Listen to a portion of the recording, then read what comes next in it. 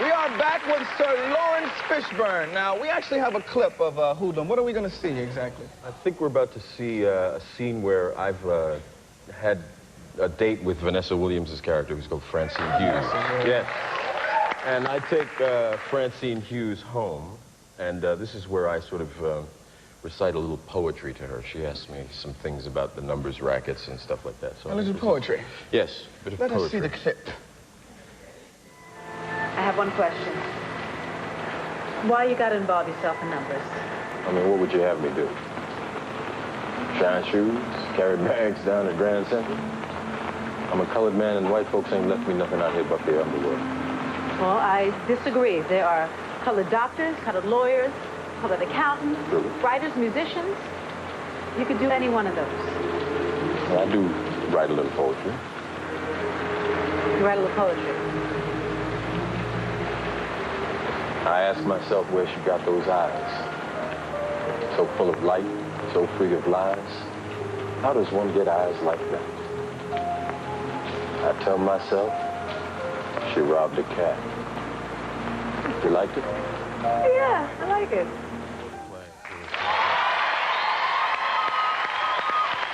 That's beautiful, man. Yes, yes.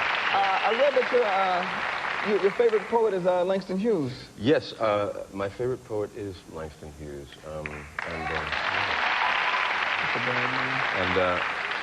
I'd like to share with you some poetry, if I may. Oh, you may. Yeah? Yeah, you may. So my favorite poem of all time is a Langston Hughes poem. It's called Motto. Motto. M-O-T-T-O? Motto. M-O-T-T-O. Okay. And it's a simple poem, and it goes like this. I play it cool and dig all jive. That's the reason I stay alive. My motto, as I live and learn, is dig and be dug in return.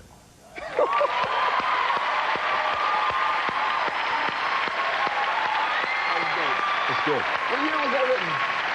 I have no idea, but I'll read another poem for you, if I may. Okay, you may. It's called Warning to Children. Wanting?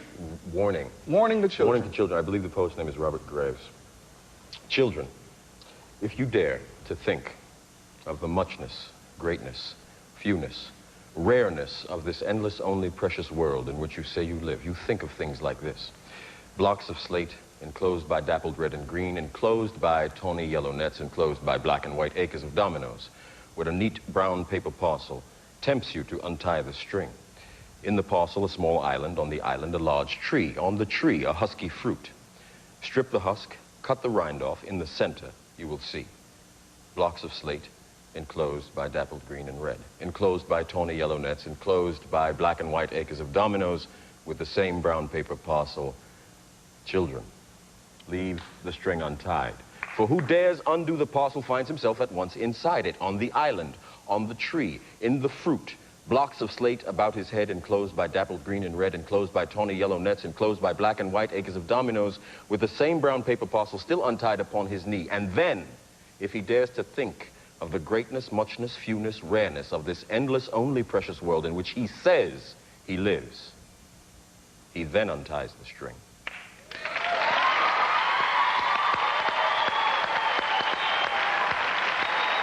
All I can say in response to that is, damn! Damn, that was nice, man. You like that? Yeah, I like that. It sort of reminded me of Othello. You know, what can I tell you? It was a nice poem. A poem. You call something like that a poem. Now, you recently just came back from Liberia. Were you... Liberia. Africa, yeah. Liberia. Liberia. Liberia. Yeah. Look at your chin up here. And you met with children. I met with children. I became a national ambassador to UNICEF about a year and a half ago. Ooh, Yeah. get down, get down. So I went to Liberia to sort of do my field trip to see what has happened, because they've been involved in a civil war for many years.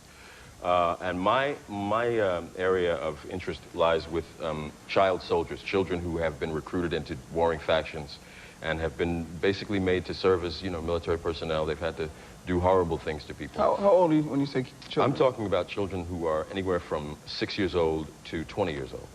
6 years old, trained to kill. Trained to kill, yeah. And it's really a terrible situation. And these children once the war is over, they can't go home, they can't go back to their parents. You know, they're looked on upon as pariahs in their community. So that's kind of my area of interest, and I'm trying to like raise people's awareness about the fact that this is going on, and UNICEF's attempts to sort of, you know, help the situation correct it if it's at all possible.